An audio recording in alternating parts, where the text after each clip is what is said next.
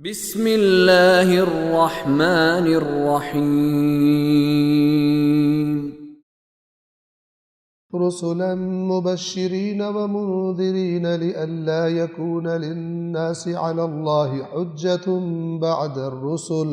وکان اللہ عزیزا حکیما۔ ان انبیاء کے نام لے کر خداوند عالم اگلی آیت میں یہ فرما رہا ہے کہ رسولوں کو بھیجا کیوں گیا۔ یہ بہت اہم ہے۔ 165 نمبر آیت، رسلا مبشرین و منذرین، وہ رسول کہ جو خوشخبری دینے والے اور خبردار کرنے والے۔ خوشخبری کن کے لیے؟ کہ نبی جو خبر لایا ہے اس کی تصدیق کریں اور جو اس نے شریعت دی ہے، اللہ کے احکام بتائیں، ان کے مطابق چلیں، ویسی زندگی جیسی خدا چاہتا ہے بندے سے۔ یہ ان کے لیے خوشخبری ہے کہ ان کے لیے جنت ہے اور اللہ تعالیٰ کے انعامات اور نعمتیں ہیں دائمی۔ وَمُنذِرِينَ، خبردار کرنے والے۔ ہر نبی خوشخبری بھی دیتا تھا اور خبردار بھی کرتا تھا، نہ صرف ڈراتا تھا نہ صرف خوشخبری دیتا تھا، کیونکہ اگر ان میں سے ایک چیز زیادہ ہو جائے تو پھر لوگوں کی زندگی کے اندر سے اعتدال ختم ہو جاتا ہے۔ مثلا اگر کسی کو یہ کہہ دیا جائے کہ تیرے لیے خوشخبری ہی خوشخبری ہے، تو پھر وہ اللہ کی حدود کو آہستہ آہستہ تجاوز کرنے والا بن جاتا ہے، چونکہ انسان کے اندر یہ صفت موجود ہے۔ جب دیکھتا ہے کہ میں تو پکڑے نہیں جاؤں گا، مجھے تو استثناء دے دیا گیا ہے، مجھے تو نہیں جہنم میں ڈالا جا سکتا، نہیں ڈالا جائے گا، میں تو حتماً بچ جاؤں گا، تو یہ آہستہ آہستہ جرائم کی طرف، گناہوں کی طرف مائل ہو جائے گا، کیونکہ اسے پکڑ کا ڈر نہیں ہے۔ لہٰذا نبی جو ہے وہ مبشرین،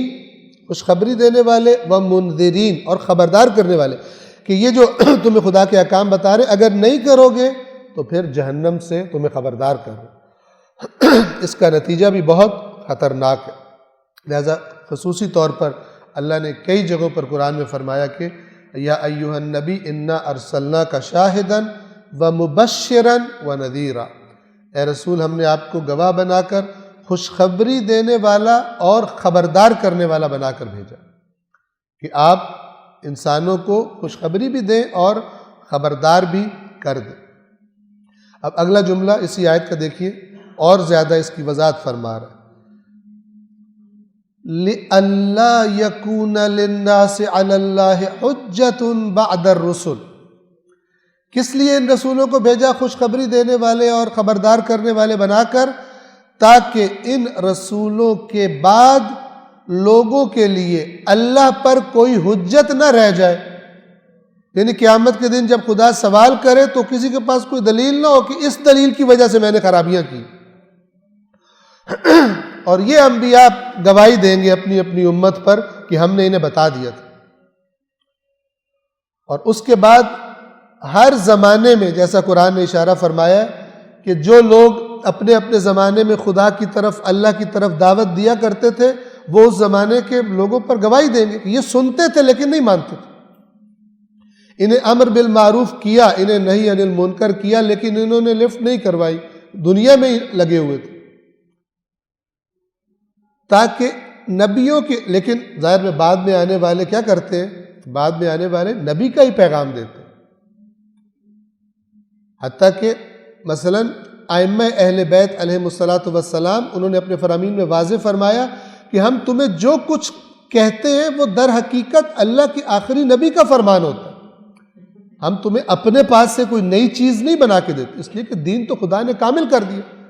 کوئی نئی شریعت تھوڑی آنی ہے یا شریعت تبدیل تھوڑی ہونی ہے۔ اور یہ بات اس سے بھی مربوط ہے کہ یہی وجہ ہے کہ ائمہ کا کوئی فرمان قرآن مجید کے خلاف نہیں ہو سکتا۔ یہ ممکن ہی نہیں ہے کہ خدا کا نمائندہ، لوگوں کو خدا کا پیغام دینے والا، خدا کا جو قانون محفوظ موجود ہے اس کے برعکس باتیں کرے، یہ ہو ہی نہیں سکتا، خلاف حکمت ہے، لوگ کنفیوژن کا شکار ہو جائیں گے کہ قرآن کیا کہہ رہا ہے، یہ کیا کہہ رہے ہیں۔ انہوں نے نہیں فرمایا، لیکن لوگوں نے جھوٹ ان سے منسوب کیا، کتابوں میں ڈال دیا، جیسے کہ ائمہ کی اپنی روایات میں تصریح موجود ہے بعض لوگوں کے نام لے کر لعنت کیا ان پر کہ انہوں نے ہمارے ماننے والوں کی جو کے پاس جو کتابیں ہیں ان میں ہمارے نام سے جھوٹی باتیں ڈال دی اور وہ انہیں ہمارا فرمان سمجھ کر اس کے پیچھے چل پڑتے۔ اس لیے فرمایا کہ جو میں بار بار دہراتا بھی ہوں، اس لیے فرمایا اور تاکید فرمائی کہ خلاف قرآن ہم سے منسوب بات کو قبول نہ کرنا، وہ ہماری بات نہیں ہو سکتی، تاکہ انبیاء کے بعد لوگوں کے پاس اللہ پر کوئی حجت نہ رہ جائے۔ اس کو کہا جاتا ہے اتمام حجت، حجت تمام کر دینا، یعنی صاف صاف بتا دینا اور ایکسکیوز نہ چھوڑنا۔ یہاں حجت سے مراد ایکسکیوز ہے کہ قیامت کے دن کوئی ایکسکیوز، کوئی عذر پیش کرے کہ یہ عذر ہے ہمارے پاس جس کی وجہ سے ہم نے یہ کام نہیں کیا، کوئی عذر قبول نہیں کیا جائے گا۔ قرآن کریم کے بعد خاص طور پر اس آخری امت کے لیے عذر تمام ہو چکا، حجت تمام ہو چکا۔ وَكَانَ اللَّهُ عَزِيزًا حَكِيمًا، اور اللہ ایسا غالب آنے والا جس پر کوئی غالب نہیں آ سکتا، یعنی اب جس نے انبیاء کے بتائے ہوئے باتوں کی خلاف ورزی کی وہ نہ سمجھے کہ خدا کی پکڑ سے بچ جائے گا۔ خدا عزیز ہے، وہ زبردست ہے، پکڑنے کی قدرت رکھتا ہے۔ حکیمہ، اور وہ حکیم ہے، اس کا کوئی کام حکمت سے خالی نہیں ہوتا۔ اس نے جو اتنے انبیاء بھیجے ہیں، اتنی آسمانی کتب بھیجی ہیں، اس میں کوئی حکمت نہیں ہے، بس آ گئے، اب اس کے بعد پوچھا نہیں جائے گا، کوئی حساب کتاب نہیں ہوگا، یہ تو بے حکمتی والا کام ہو جائے گا۔ انبیاء زحمتیں اٹھائیں، انبیاء کو فالو کرنے والے قربانیاں دے، سارا کچھ، اور اینڈ میں کچھ ہو ہی نہ، ساروں کا انجام ایک جیسا ہو جائے، کوئی حساب کتاب ہو ہی نہ، یہ خلاف حکمت ہے، نعوذ باللہ، یہ تو باطل ہے، بےہودہ ہے۔ بس خدا عزیز ہے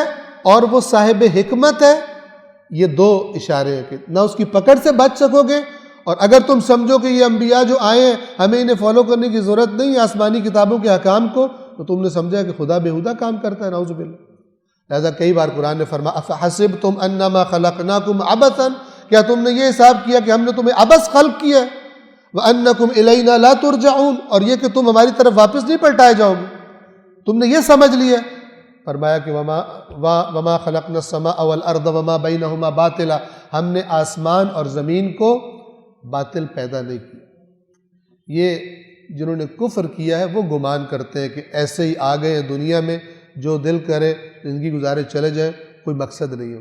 یا وہ مقصد ہے جو انہوں نے خود بنا لیے، اسی دنیا میں اپنے مقصد محدود کر لیے، میں نے یہ بننا ہے، میں نے یہ کرنا ہے، میں نے یہ کمانا ہے، میں نے یہ بنانا ہے۔ تو فرمایا کہ یہ کفر کرنے والوں کا گمان ہے کہ اللہ نے اس تخلیق کا کوئی مقصد نہیں رکھا۔ اللہ العلی